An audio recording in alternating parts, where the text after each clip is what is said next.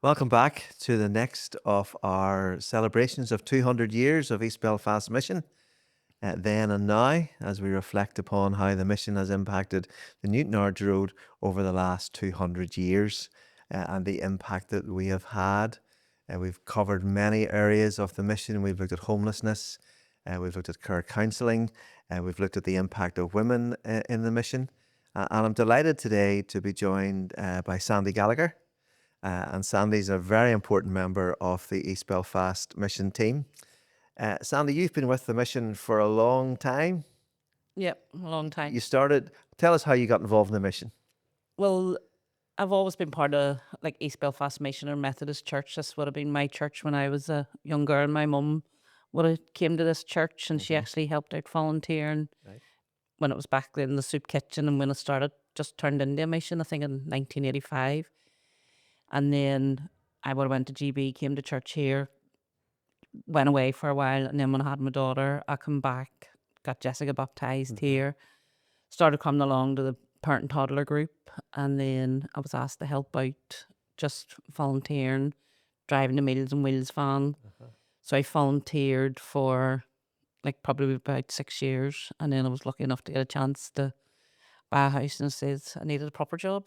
So I was lucky Okay. enough this job come up, and I Yeah. got offered the job, and now I've And been what was the job? so it was community contact. It started then, so it was Uh-huh. like to keep running the mums and tots, the women's group, try and develop a group for the older folks in the community. Again, back then it was part-time work, and now I say I've been paid staff. I think it's 17 years Brilliant. in July. Right. July. Okay. Not long to go that. Um, when you joined the mission as a volunteer and then staff, what did the mission look like then?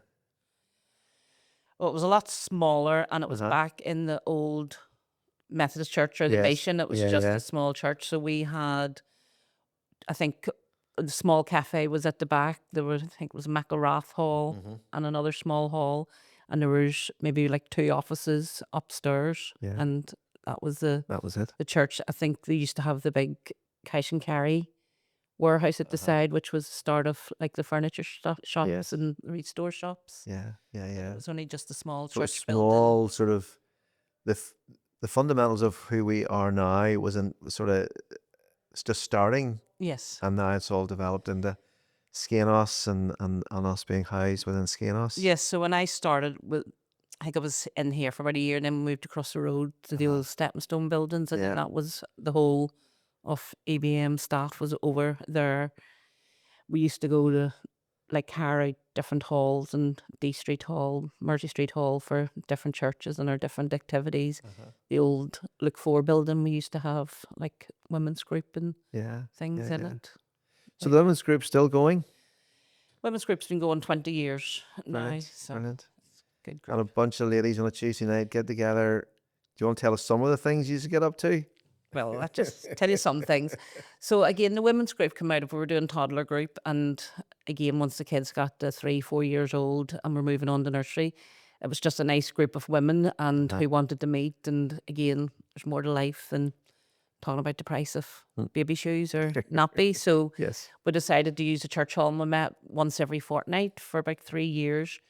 Now we meet every week. We done a bit of cross community work with Coromila and the Short Strand ladies. We've done that for probably about 6 or 7 years, and then again, just circumstances. People have children, grandchildren. That group parted, but we've been still meet every Tuesday night. We have different speakers. They do arts and crafts. We have cooking demonstrations. We have speakers in. But again, it's really a safe space for a bunch of women to come together and socialise and be support for each other. There's some really good support with the women there. Yeah. You are quite a Bunch. good bunch, Yeah. but there's deep relationships there. They look forward to it. What you do, it's an essential Yeah. part of their week. Yeah, they're very committed and they're very supportive of each other. Like many women's gone through a hard time or need something, they can always rely on. It's such an age range from like 30-year-old to 90-year-old, so there's lots of stories and Very wisdom good. there. But over the last 5 or 6 years, there's been a redirection of a lot of your work around poverty and particularly helping people with food poverty. in East Belfast and through the mission. Um, we've seen this development of what's called food insecurity, where it's said 1 in 5 children are in food insecurity. And by food insecurity, I think they mean that the income that people get when they pay all their bills, they don't have enough left to buy good food, nutritious food for their families. I think the Trussell Trust, they came up with the Essentials campaign, and of the average income for some households in Northern Ireland is £171. They were saying actually to meet the essentials, you need £205 to cope with that. But that's the stats, but you see it on a daily basis of people not being able to, this horrible phrase, choose between heat and eat. So you regularly see people Yep. who need help. Do you want to say anything about that, Yeah, Sandy? well, the people we see coming in, well, no, now into our community fridge, Yeah. it's what the way we try to be different. It's a community fridge, so we give out fresh meat, fruit, and veg, and the other stuff is an extra. That it's just so expensive. Just today, someone was talking about it's so expensive to buy fruit and veg. So at least when they come here, they're getting the fruit, and with getting the meat, they're just making it go further. So with coming to community fridge as well, I've noticed, they're not asking for as much, well, for me, for gas and electric than what, because the stuff they're getting from us is going further. But Yeah. what they get from, there's a small charge to our fridge. It's £4 for a family, £2 for a single. But for your £4, you're getting at least £20 worth of, food. And we do try to give, every day you'll get fresh fruit, veg Yeah. and meat, or on the days that we're opened. Yeah. Yeah. Um, so how did the community fridge start? Where did this whole idea of a community fridge, where did that come from? Well, it started by one, just get, keep telling this, that Yeah. Brian Anderson got a message to go up to Marks and Spencer's on Christmas Eve, and we just went up thinking Yeah. we're going to get a bit of leftovers, but we got hundreds and hundreds of turkeys. Yeah. Then we met a guy who connected us into it, and we went up and shared with him. And I thought, because I do toddler group, women's group, and I do a lunch club on a Thursday for pensioners as well.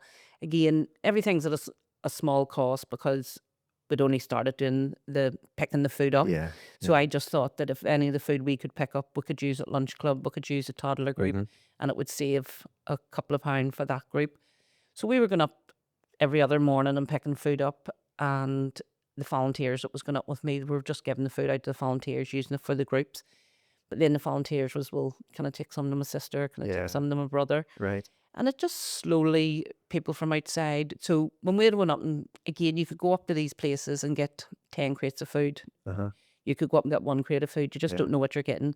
So any of the food that we were getting, we would just got a table, set it out in the hall, and let people take it. We've never advertised the fridge, so people, again, who'd come into the mission looking help from yourself, ask for gas and electric on food, because they either have no gas and electric, and if no gas and electric, they've probably no food, so would probably help them with a bit of food. And then it just grew that more and more people, like, I don't think today we've really advertised community fridge. And again, it's like 100% people in this local Yeah. area who walk to Um, here and walk back home.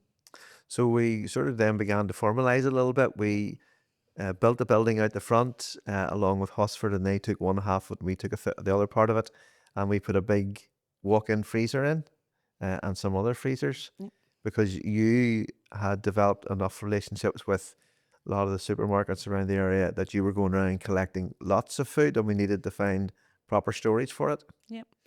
So, yes, Yeah. so it was excellent that we were able to get funding for the community fridge, Yeah. a large fridge outside.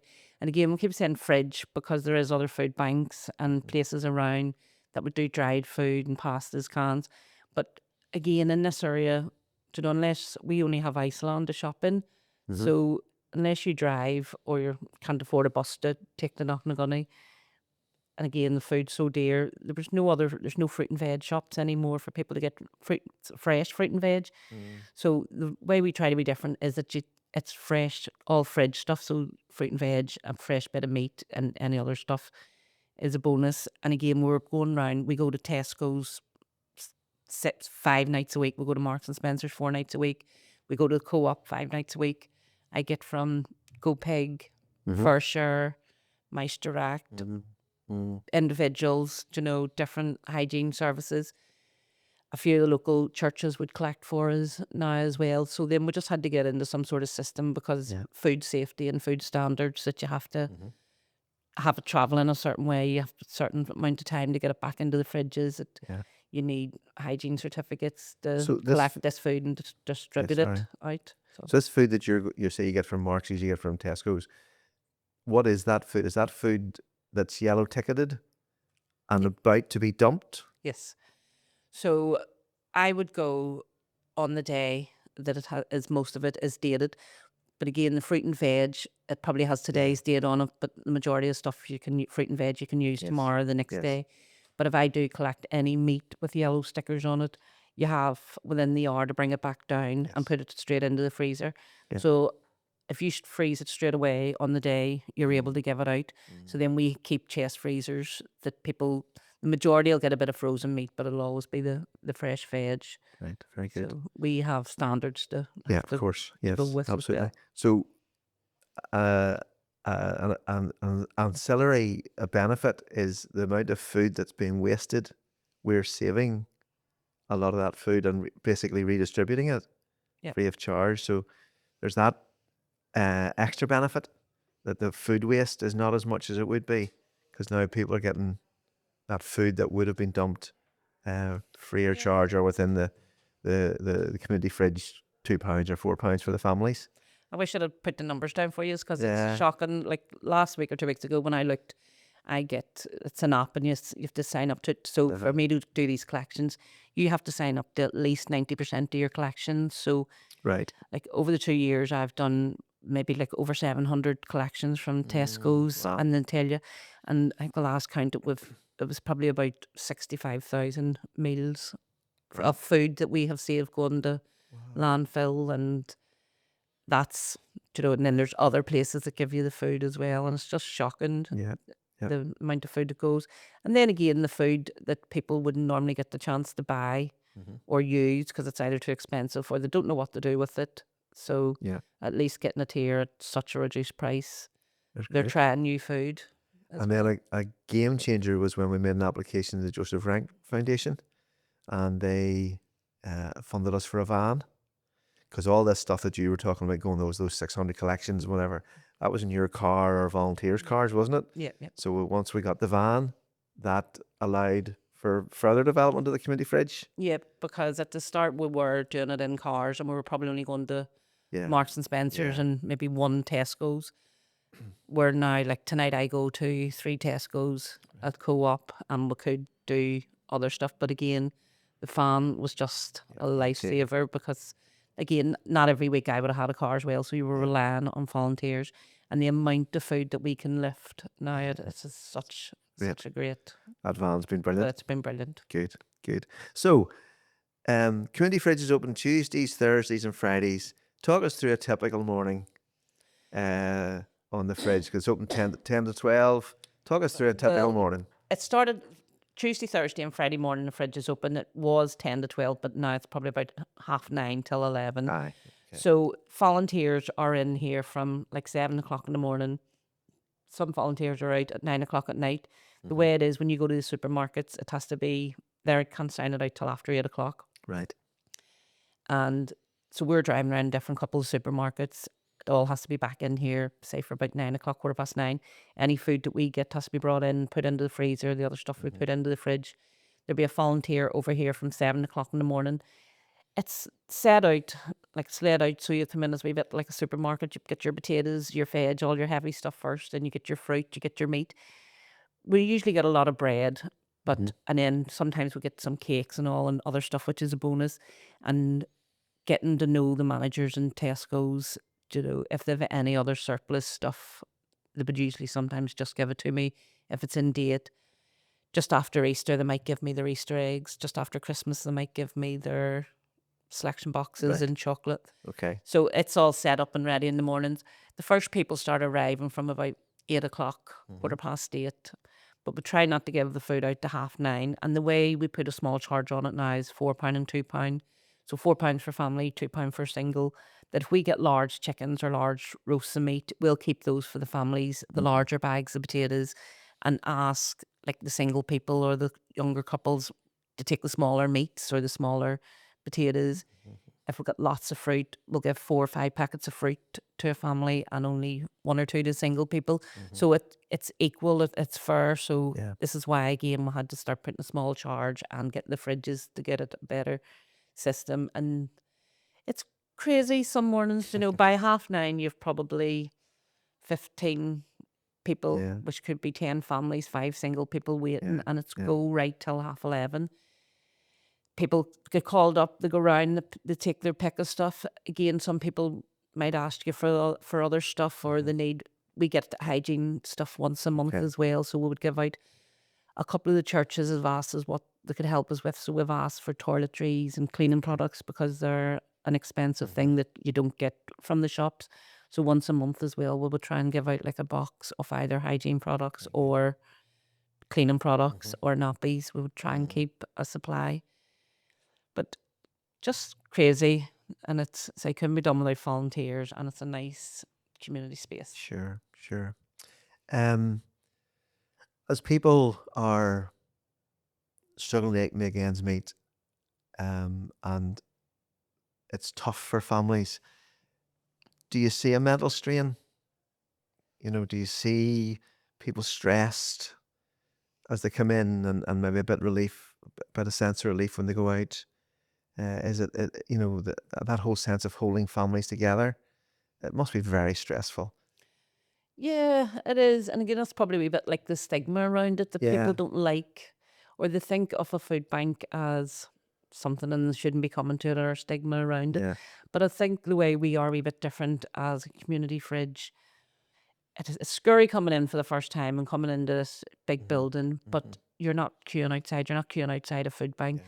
And the way we have it is because some mornings people are here before we're set up. So we make a flask of tea, flask of coffee. People sit and have a cup of tea, cup of Good. coffee, have a chat. People would ask you while they're waiting, do you want help? Or they'll come up and help you set the room up and get sorted. So Yeah. Yeah. it's more of a bit of a warmer space, I think, our community fridge.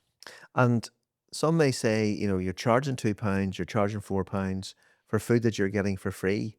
But am I right in thinking you reinvest that money into buy the things that you don't collect from the supermarkets? Yes. Again, I don't know what I'm getting from the supermarkets Yeah. from one day to a next. Say you could get 20 crates of something, you could get 1 crate of something.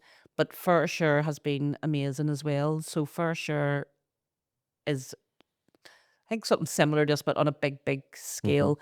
And they sell food. So Tesco's wholesale, as the wholesale, give them 1,000 chickens, and then they sell it to smaller organisations like ourselves. So I buy a lot of meat of For Sure. You can imagine we can go and get fruit and veg and bread, but it's very rarely in the supermarkets you get any meat. Yeah. Because again, people don't come to the food bank and everybody's trying to save. So if you go into a supermarket yourself and there's to grab something for your dinner and there's something yellow labelled that needs used Yeah. there and then, you're going to buy that. Yeah. So you don't very rarely get meat. So the money we do collect in, it pays for like Yeah. For Sure.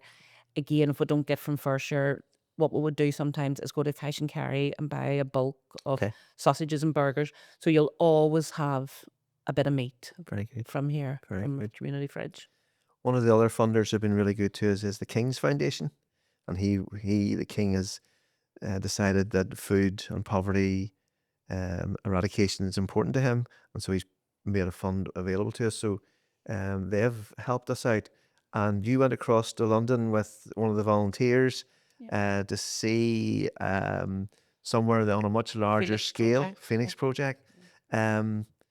What did they teach you? What was it that you brought back from that, Sandy? Well, That that you was amazing. Getting to meet King Charles Yeah. as well and getting away from work for a night. It was good as well. But they were doing so it was a Felix project and they have been going, I think it's like 15, 16 years. Yeah. And what we do here at the mission, they just do on a scale of 1,000 times Yeah. bigger. Yeah. And it's what I would like to do and see the future. Maybe not as big as the Felix project, but just to stop the waste of food, because we have Right. so much food, and just at the end of the day as well, when we're finished with our food, we put it out, although, and at the end of the day, and people get it free or give it to Yeah. another organisation, another charity. But what we are planning to do in the next month is put on cooking demonstrations Right. with the food to show people, because not everybody knows or don't know what fruit and veg we're getting or what it can be used for. So we will be, when the fridge is on a Tuesday or Thursday morning, we'll be putting on a cooking demonstration Mm-hmm. with, this is what we've got. I'm bringing a chef in, Yeah. Yeah. showing the people we've got all this artichokes or asparagus today. There's a Right. guy standing in the corner. He's going to show us what to do with them and Very use good. them, so that when hopefully they'll take it away and Yeah. try it Yeah. and Yeah. make something with it. So Yeah. that's with the help of the King's Foundation, and we're also hoping to try and get down the line of using our food up by making some ready meals as Right. well, Okay. because some people have come to the fridge, excuse me, don't have cookers and they only have Yeah. microwaves. So Yeah. Yeah. Yeah. we would keep, if we get any ready meals specifically for those people. But again, it's not a thing you get a lot of. So Yeah. like those people would take ready meals and maybe a Very good. sandwich and a bit of fruit. So Yeah. at least on the days that we don't pick up any ready meals from the supermarkets, we'll hopefully have a supply of Yeah. ready meals in our freezer. Very good. And that's a good development for Yeah. the community fridge. It's more than, again, that's dignity. It's giving people instruction on how to live on a budget in a sense, because there's a limited amount of food available to them, so they can get a healthy meal, Yeah. furthering and developing that. You have a great volunteer team. You know, you're the staff member, Yeah. but you've built around you a great team of volunteers, and you wouldn't be able to run the fridge without them. No, that's just not for one person. And again, Yeah. couldn't do it without the volunteers, Yeah. because it's like 7 o'clock in the morning and 9 o'clock at night. It's 7 days a week. Mm. There's heavy lifting. There's dishes to be done. There's crates to be done. There's somebody specifically wants to do the rubbish. Somebody specifically does Yeah. the food. Yeah. Some doing the cooking, and it's such an age range of volunteers as well. And some of our volunteers would have been clients or service users who have come to the fridge Yeah. to get food, Yeah. or if they haven't even been able to afford to pay when they come to the fridge, they just want to give a bit back and to say Mhm. thank you. So Yeah. we've had volunteers like that, just amazing And then you get a volunteers. nice fry on a Friday morning. I know I enjoy it. Yeah. At the end of the week, all the work, hard Again, work's that done. Sit most down. Fridays that's our treat, that I would try Yeah. and cook for the guys, I say, because we Yeah. can't give them Yeah. nothing, but we'll Yeah. try and but it's always just from free stuff that we'll get off the table. Yeah. Um, I take it you have a lot of repeat business, because people just can't get out of this poverty trap. Sure, they can't.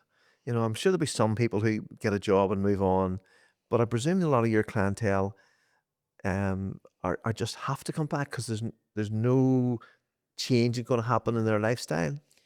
Yeah, I suppose it goes back, Brian, you saying that, they're not getting enough benefits or money to live on to make it Yeah. last. So Yeah. we would have, I would say like 50-60% would be people we'd see every week. Maybe 20% would be people who come twice a week. Yeah. So they would come on a Tuesday and get food, probably do them to Friday, and then come Friday through over the weekend. But it's a few of them, but every single week we see new people Mm. as well. Yeah. And we have like the fridge has been going officially 2 years, Yes. and we have had a couple of people have got jobs and Yeah. have said they don't need Good. to come back.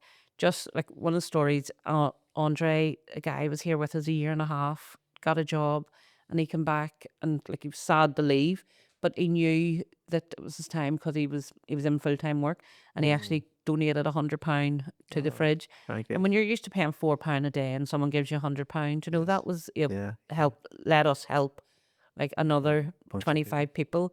As much as, again, we say there's small charge to the fridge, if anybody comes and they have no food, they'll never be turned away. No. If we have food, you'll get food. But again, the majority of people don't mind paying, because it's, it's a wee bit of dignity to them, and they're paying for their food. They're just not paying Yes. full price, but they're Yes. paying Yeah. for the food, so they don't Yeah. mind. Yeah.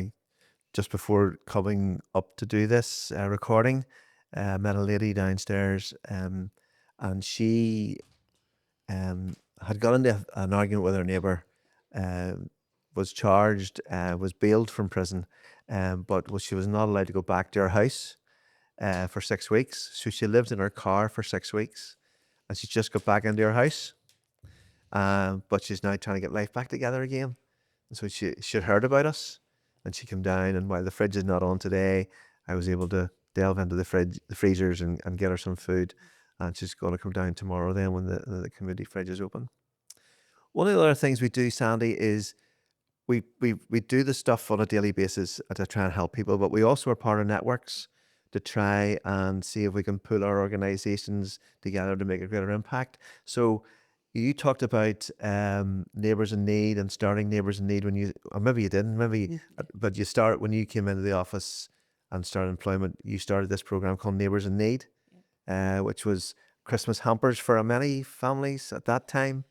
Again, just way back when the women's group started, it was just something near 20 years ago we decided to do as a group of women. Yeah. And it was just collecting food amongst ourselves. Yeah. It's probably then by 10 women. And I think we made up 20 hampers, and Right. we bought nice fancy boxes and ribbons, and yeah. everybody brought food in. And it was just Yeah. so nice to give out 20 boxes. Yeah. And then I think last year we were doing our Neighbours in Need, then was I think like 1,500 Hampers hampers. for families. Yeah. But we decided yeah. then to change that because of the food we were getting, to a lovely concept called Christmas in a Box. Yes. Tell us about Christmas in a Box. So it started again out of community fridge. That the thing when people come to community fridge is, sorry, I keep repeating, they're saying get fresh fruit, veg, and meat. That not everybody, can get fresh fruit, veg, and meat. And one of the girls had told us when coming to the fridge after a few months that the nicest thing was to sit down and have a Sunday dinner. Yeah. She said even though she'd have had a dinner on a Sunday, but it would have been nuggets or chips or something like that. It wasn't meat, potato, and veg, Yeah. and something like a soup and a dessert. That they hadn't sat down in over 2 years for a dinner. Wow. So they haven't. And so we tried it on a smaller scale when it was coming up to Easter to give a wee bit of extra, bit of lamb and whatever. So then last year we decided to do, I think it was a year before, we'd do Christmas dinner in a box. Yeah. And we give out to 40 people everything to make your Christmas dinner. And that was to just people who come to the fridge. But then last year we gave out 250 Christmas dinners in a box. But that was like maybe 200 families and 50 single people. Right. And they got their turkey, their ham, their stuff for soup, stuff for dinner. But again, helped out probably over near 2,000 people with the amount of people that was in their family. Yeah. And the single people or couples. And then we actually had Christmas dinner here as well for the ones like for single people or older people, because we do a lunch club for pensioners on a Thursday here on their own. That's credit to you to give up your Christmas day. And I know your family are all involved as well. If they want fed, they have to come to church to get their Christmas dinner. But again, credit to you, without Sally. volunteers, there's a good wee bunch of volunteers now. We've been doing Christmas dinner the last few years. Yeah. There's the same wee group of volunteers will come and help, and it's a lovely day on It's a Christmas wonderful Day. credit to you, but that you coordinate it all, and it's a credit to you that happens. Come back to this idea of the network. So we're part of 3 or 4 providers in East Belfast of food. There's In This Together, there's the Larder, there's us, and you meet together regularly. That feeds into what's called the East Belfast Anti-Poverty Network. Yeah. And we try and challenge the benefit system. We try and just go upriver a little bit to sort of ask the question, well, why are people in these situations? And we as an organisation, we try and contribute to that. You with the food bit, I do my wee bit as well, and trying to coordinate that so that the government understands, and local politicians understand what life is like living in poverty. Yes, and again, we're all maybe within a mile of each other, Yeah. but we're all like got our own pockets. And But busy. again, I'm Really busy. busy. And again, sometimes you do get an abundance of stuff. So, Yeah. if I can help another one, Yeah. we'll help each other. 'Cause we're all here to Yeah. try and help it. Anybody watching this podcast, Sandy, who'd like to try and help in some way, what could they do? Well, if it's a larger company or stores or food producers, we'll take any sort of more or less any sort of food as long as it's, Yeah. within reason and Yeah. good. As I say, we can pick it up. Individuals, if you've got time, you want to help volunteer Right. by coming down helping out. We're always short of drivers, so we are. But Yeah. just Yeah. any, just food. Yeah. If you know Food. any company, or Yeah. just don't throw anything away. And Just if let anybody us want to make a know. cash donation, you can turn that into food that people can Yeah, benefit from. yeah. Again, Yeah. because when people come to the fridge, sometimes they're struggling. They don't have a cooker, or they're moving out of a hostel, Yeah. or they just Yeah. find themselves in hard times. So people would normally ask us, like somebody asked me today or yesterday for if no bed. So I'm actually looking Right. single beds at the Okay. minute. It, So the if there's two, ramifications of yeah, poverty yeah, move beyond oh, food. yeah. I know EBM couldn't pay you enough because the amount of, to reflect the amount of work you do. You're so committed to this community, and you serve it with huge distinction. We are really, as an organisation, so blessed to have you as part of the team, because I think people love you and trust you. And if Sandy wants something done, Sandy will get it done. And it's because of who you are. And so thank you so much for all you've done over the 17 years or whatever you've been part of the mission. So thank you. It's honestly, it's a pleasure to work for the mission, and like the majority of people come in, are good people, and they're just Yeah, down on their luck. they are. They So are. and Yeah, then when yeah, you help them, they usually yeah, want to yeah, help back, and yeah, there's some yeah, lovely yeah. people and lovely help. And what I love about the attitude you have is it's not just about doing stuff to people. In other words, giving them a bag of food to leave. You want to actually be with them Yeah, and try and help them yeah, up out of whatever's the trouble is. So yeah. thank you. So I hope you've learned something from this podcast around some situations that people are living in that maybe is not your world. But the reality is, and the sad reality is, it is 1 in 5 children are living in food insecurity in Northern Ireland today. And that should challenge all our thinking. We'll be back again soon with another one of our podcasts. So thank you for watching, or thank you for listening. Bye bye.